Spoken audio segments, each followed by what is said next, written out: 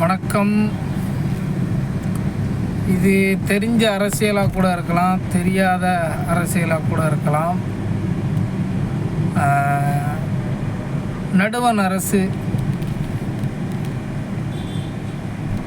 நடுவண் அரசு பிரதமர் அவர்களுக்கு இந்த விழியத்தை நாங்கள் வைக்கிறோம், கவனத்தில் வைக்கிறோம்.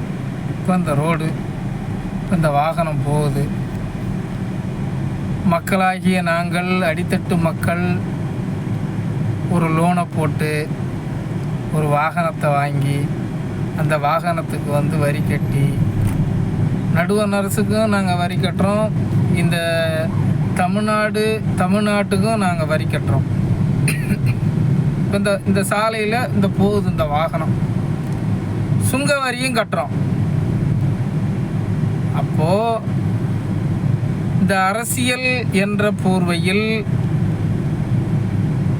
அரசு துறைகளில் பயணிப்பவர்கள், அரசு துறை வாகனங்களும் அரசாங்க வாகனம் தான்.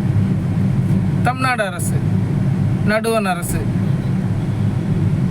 இந்த அரசு துறைகளில் இருக்கிறவங்க, அரசியல் துறைகளில் இருக்கிறவங்க பயன்படுத்தக்கூடிய வாகனங்கள் எல்லாமே மக்களோட வரி பணத்தில் தான் போகுது.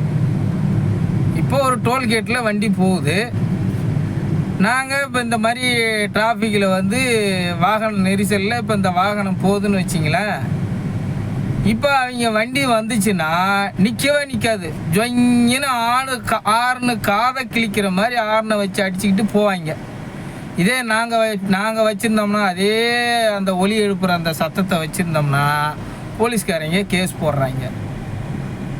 நம்பர் எண் 1 புகார், எண் 2. இப்போ அந்த சுங்கச்சாவடியில் அந்த வண்டி அவங்களோட கட்சிக்காரங்க வண்டி போகுது. ஒரு மந்திரியோ இல்லை ஒரு எம்எல்ஏவோ இல்லை ஒன்றிய கவுன்சிலரோ இல்லை மாவட்ட கவுன்சிலரோ இல்லை வார்டு மெம்பரோ வார்டு உறுப்பினரோ இல்லை பிரதிநிதியோ யாரோ ஒருத்தவங்க இப்போ போகிறாங்கன்னா அவங்க வண்டி அந்த டோல்கேட்லேயே நிற்காதான், ஜொங்கின்னு போயிட்டே இருக்கும். இதே ஒரு சாதாரண மக்கள் அந்த மாதிரி போக முடியுமா? அவங்களுக்கு தானே இப்போ நாமளும் ஓட்டு போடுறோம். இந்த நடுவண் அரசு பிரதமர் அவர்களுக்கு இப்படிப்பட்ட ஒரு அவல நிலை, மக்களோட எங்களோட வரி பணத்தை நடுவண் அரசாக இருக்கட்டும், தமிழ்நாடு அரசாக இருக்கட்டும், எங்களோட வரி பணத்தை தானே நீங்கள் வாங்குறீங்க, வாங்கி தானே எல்லா செயல்பாடும் செய்கிறீங்க. அரசு துறைகளாக இருக்கட்டும், அரசியலாக இருக்கட்டும், அரசு ஊழியர்களுக்கு சம்பளம் போடுறதா இருக்கட்டும், எல்லாமே மக்களோட வரி பணம் தான். அப்போ இந்த மக்களை பற்றி சிந்திக்கிறதுக்கு இங்கே யாருமே கிடையாதா?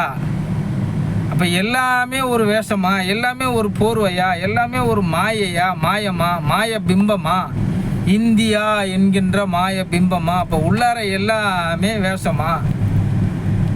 இந்த நிலை என்னைக்கு மாறப்போதோ தெரியல. அதற்கு சித்தகுருமார்கள் என்னைக்கு இந்த நாட்டையும் இந்த மண்ணையும் தாண்டா காப்பாற்ற முடியும் அப்படின்ட்டாங்க. கணக்கம்பட்டி மகாகுரு மகாராஜா, கணக்கம்பட்டி மகாராஜா மக்களை காப்பாற்ற முடியாரா? ஏன்னா எல்லாமே எல்லை மீறி போயிட்டானுங்க, எல்லை மீறி போயிட்டுருக்கானுங்க. எதை நோக்கி போகிறான்னு அவனுக்கே தெரியாது. திடீர்னு பார்த்தா ஒரு நாளைக்கு டண்டனக்கான்னு கொட்டாடம் கொட்டிக்கிட்டு கொண்டு போய் சுடுகாட்டில் கொண்டா வச்சிருவானுங்கடா. அவனுங்க ஆடுறபடி ஆடட்டும்டா, நீ நல்லவனா இருடா அப்படின்னு சொல்லி போட்டு ஐயா சொல்லியிருக்கிறாரு. இது இந்த விழியத்தை வைக்கிற அனைத்து நல்ல உள்ளங்களுக்கும், இந்த நடுவண் அரசாக இருக்கட்டும், இல்லை ஓட்டு போடுகின்ற பாக்கியவான்களே, நல்லோர்களே, வல்லோர்களே, புண்ணிய ஆத்மாக்களே, யோசிங்க.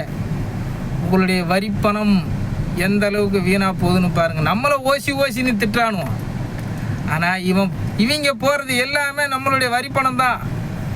அரசியல் துறையாக இருக்கட்டும், அரசு துறைகளாக இருக்கட்டும், எல்லாமே நம்மளுடைய வரி பணத்தில் தான் இவங்களோட வண்டி ஓடுது. ஆனால் நம்மளை பார்த்து ஓசின்றான். இலவசமாக என்னமோ பேருந்து விட்றாங்களாம், இலவசமாக என்னமோ பாஸ் விட்றாங்களாம், என்னென்னமோ கதாலந்து விட்றாங்க.